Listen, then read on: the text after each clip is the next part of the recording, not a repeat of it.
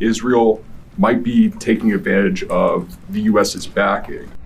What's your message to Americans, those who supported the president and those who aren't really in favor of this war? We're not getting pulled in any direction. We're leading. The president is leading. He's determining where we want to go, what the outcome will be, what the end state is. Secretary Hegseth, thank you. Jordan Conrad's from the Gateway Pundit. Axios reported, citing U.S. and Israeli sources, that the U.S. was not happy with strikes on 30 fuel depots in Iran. While this is anonymous sourcing, it seems kind of congruent with what President Trump said yesterday, that there's certain spots they don't want to hit relating to energy infrastructure that would take a long time to rebuild. And whether this reporting is true or not, what's your message to Americans, those who supported the president and those who aren't really in favor of this war and who worry that Israel might be taking advantage of the U.S.'s backing? And then for Mr. Chairman, for you, I wanted to ask, when you say that we're moving inland, what capabilities does Iran have to shoot down jets over their land? And would that trigger some kind of rescue operation that could risk a bigger ground operation? Well, I would just state by saying Israel's been a really strong partner in this effort. Where they have different objectives, they've pursued them. Ultimately, we've stayed focused on ours. But what Iran has felt is the power of the world's two most powerful air forces. In that particular case, those weren't our strikes or that objective, or that wasn't necessarily our objective. But the president has made it clear to those concerns that we're not getting pulled in any direction. We're leading. The president is leading. He's determining where we want to go, what the outcome will be, what the end state is, with a very keen eye. And I understand those concerns because I've heard from a lot of people who I went through 20 years of those wars myself.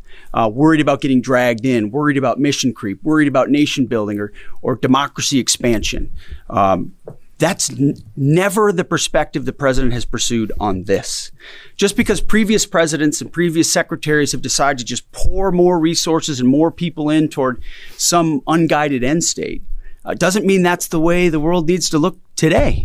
In fact, the American people voted for a different approach. But what the president also stated from the beginning was Iran can't have a nuclear weapon. And it's one thing to say it. It's easy to say. Anybody can say that. I mean, Barack Obama said that. But to do something about it takes courage and resolve. But in that courage and in that resolve, you can also be very scoped in what you're trying to execute to ensure that the sacrifice of Americans, American treasure, American lives, all of those properly meet the objective that you're trying to accomplish. And certainly, as someone I talked out front about what the Iranians have done to our generation, yes, we're clear-eyed about it. But my job is to keep it scoped, given the directive of the president to accomplish the mission. Thank you for the question.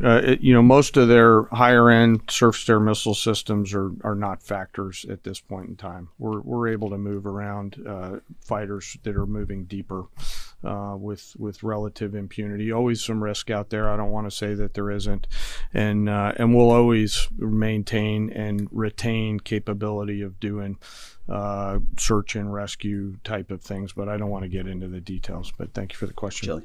Alexandra Ingersoll, One America News. You talked, Mr. Secretary, you talked at the conference in Florida on Thursday that there was a 90% missile capabilities degradation and 83% drone degradation. And I know the chairman just repeated those numbers. We've seen the most amount of fighting these past 5 days. Is there any update to those percentages? And also, are you able to give any quantification of degradation to the enemy's nuclear capabilities yet? What those numbers represent is a persistent low ability to respond, which is what we're looking for, right? It's if the enemy can simply wait and then project power, that's problematic. And we've seen some spurts here or there, but ultimately the trend lines, if you look at the charts that we look at every day, have gone like this down to a flat. That doesn't mean they won't be able to project. It doesn't mean our air defenders still don't have to defend. They do, but that is strong evidence of degradation, along with the battle damage assessment that the Joint Staff does, which takes time. You've got to look at imagery and recognize whether something's been simply degraded or it's been destroyed, or whether an underground facility has been collapsed or completely obliterated. So there's differences in how you evaluate that, but the numbers staying that low is a demonstration of the efficacy for sure. Yeah, Ryan. Thanks, Mr. Secretary. There's been reports that the new leader of Iran has been wounded. Do you know if this is true and what his condition is? And then another one, President Trump said he had a really good call with President Putin yesterday. Will Russia be aiding us in this conflict? And can you share anything on that? Well, the president, as I've said before, maintains strong relationships with world leaders, which creates opportunities and options for us in very dynamic ways. So the president said it was a good call. I was not on it, but those that were said it was a strong call, reaffirming hopefully the opportunity for some peace in Russia, Ukraine, and also a recognition that as it pertains to this conflict, they should not be involved. The first question was on the new leader of Iran. There's reports that he's been wounded. Oh, the new leader of Iran. He would be wise to heed the words of our president, which is to not pursue nuclear weapons and come out and state as such. As far as his status, that's not something I can comment on right now. Yeah, right here. Correct. Mr. Secretary, Eric Schmidt with the New York Times. A question for you first. Last week, you talked about this being the beginnings of an air campaign that could last 3 to 8 weeks. Can you give us your assessment on where we are now? And Mr. Chairman, in any conflict, the enemy or the adversary adapts to the tactics it faces. Can you talk about the most challenging adaptation the Iranian military has made to the U.S. military? What challenges are you facing most right now? Thank you. I appreciate the question. Where we are is in a very strong place, giving the President of the United States maximum options. And from the beginning, from this podium, we haven't stated how long it will take. Our will is endless. Ultimately, the President gets to determine the end state of those objectives, right? But what he's said continually, and I want the American people to understand, is this is not endless. It's not protracted. We're not allowing mission creep. The president has set a very specific mission to accomplish. And our job is to unrelentingly deliver that. Now, he gets to control the throttle. He's the one deciding, he's the one elected on behalf of the American people when we're achieving those particular objectives. And so it's not for me to posit whether it's the beginning, the middle, or the end. That's his, and he'll continue to communicate that. What we serve him as is we give him updates on a daily basis of exactly where we are so he can make that determination on the throttle. Mr. Chairman. Thank you for the question on adaptation. As you're right, no plan survives first contact with the enemy or Murphy. They're adapting, as are we. Of course, we have very entrepreneurial warfighters out there. I'd rather not, for operational security reasons, tell them what's working. So I'm not a not answer that question based on that. But we are watching what they're doing, and we are adapting faster than they are. Are they more formidable than you anticipated, General? I think they're fighting, and I respect that, but I don't think they're more formidable than what we thought.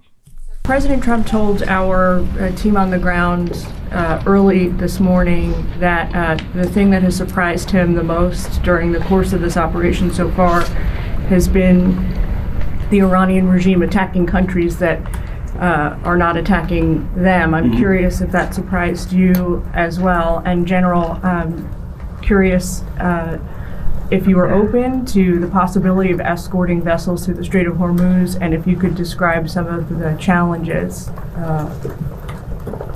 of doing so. Big mistake by the Iranian regime to start targeting its neighbors right away, exposing who they are and what they're all about, indiscriminate targeting, flailing recklessly at the beginning. I can't say that we anticipated necessarily that's exactly how they would react, but we knew it was a possibility. And I think it was a demonstration of the desperation of that regime then and that regime now, that they still think their pathway out is to try to alienate their Arab partners even more, who've instead decided to come to us and have been willing to go on the offense, have been giving us access, spacing, and overflight in a new partnership that will continue to remake the region the way that President Trump did with the Abraham Accords. So you're pushing those countries in our direction to support this effort, further alienating Iran. And I think it's worth underscoring. I see in the media banners that say, war expanding or war spread. It's actually the opposite. It's actually quite contained, and more of those countries are coming on side, recognizing that you can't live under a conventional umbrella with nuclear ambitions with a radical regime like that. Again, properly scoping the objectives in the process. And then you want to talk about the Strait? Sure. On the potential, if tasked, to escort. We'll look at the range of options to set the military conditions to be able to do that. And then, like we always do with every potential mission, come to the Secretary and the President with both what are the resources required, what is the command and control required, and what are the risks, and how do we mitigate those risks. So we're looking at a range of options there, and we'll figure out how to solve problems as they come to us. But I would reiterate also to add to what the chairman said, the truth the president posted last night about that, saying if Iran does anything to stop the flow of oil within the Strait of Hormuz, they will be hit by the United States of America 20 times harder than they have been hit thus far. He goes on to say, death, fire, and fury will rain upon them. You've seen the truth and read it, but he takes very seriously the condition of that straits. We have capabilities that no other nation on earth has, and we're certainly working with our energy partners across the administration to control for that. That's part of that scoping of this. The world needs to understand this doesn't have, this isn't intended to be, nor is it something that will expand. We know exactly what we're attempting to achieve here, scoped properly, and the American people can count on that for sure. Thank you so much, Secretary Hegseth. President Trump has long said that he wants to minimize the loss of life in war, which wherever it occurs in whatever country, which so many people obviously appreciate. Can you detail the specific measures the Pentagon is taking to minimize civilian casualties and strikes inside Iran? And secondarily, is the Pentagon prioritizing replenishment of precision-guided munitions, long-ranged strike weapons, or air defense interceptors? And can you share any details on which systems are being prioritized? Yeah, seeing it from the inside every single day, including this, no nation takes more precautions to ensure there's never targeting of civilians than the United States of America. From the boat strikes in the Caribbean, where every single strike is assessed to this campaign here, no nation in the history of warfare has ever attempted in every way possible to avoid civilian casualties. And frankly, that's a point that just isn't appreciated enough. Where things happen that need to be investigated, we will investigate to the question shouted in the back. That it's not open source is not the place to determine what did or did not happen. We take things very, very seriously and investigate them thoroughly, which takes time, and which is why it does take time. But ultimately, unlike Iran, who targets civilians indiscriminately, who we've seen in the intel moving rocket launchers into civilian neighborhoods, near schools, near hospitals, to try to prevent our ability to strike. That's how they operate. And then they set, the targeting of drones and missiles toward civilian targets, hospitals, hotels, airports. CENTCOM's been very good about putting that information out. That's how terrorist regimes fight. They target civilians. We do not. And I can tell you this administration and this Pentagon focuses on that very, very closely. Does it have Tomahawk missiles? Go ahead. You will hold someone accountable if it turns out that that was a this US morning munition that hit the school? Iranian government is saying a lot. They continue to say they're prepared for a long war. If that's the case, what could you tell the American people as far as the steps the Department of War is taking to make sure our troops have the protection and the resources they need as the mission continues?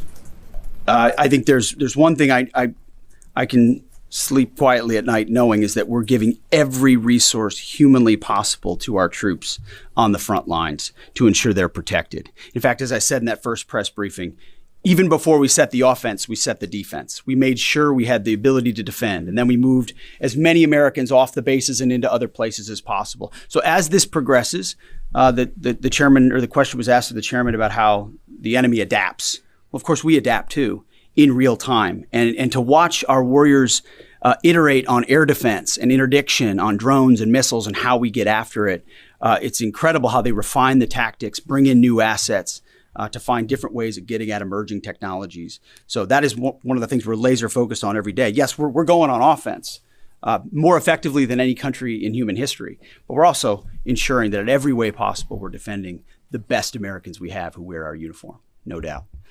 Let's do one more. Thanks, Secretary Hegseth. The president has indicated that maybe the operation will wrap up sooner than he thought it was going to. What's the plan once the U.S. stops military action? Will the U.S. play a role in the aftermath, or will they leave Iran to sort it out? Ultimately, the aftermath is going to be in America's interests, our interests. We won't live under a nuclear blackmail scenario of conventional missiles that can target our people, which is why the objectives have been scoped from the beginning. Missiles, missile production, a defense industrial base, Navy, all in service of ensuring they don't have nuclear power projection capabilities. That's what matters to President Trump. That's what matters to the American people. And ultimately, that's why we're so laser focused on ensuring those objectives and those objectives alone are met.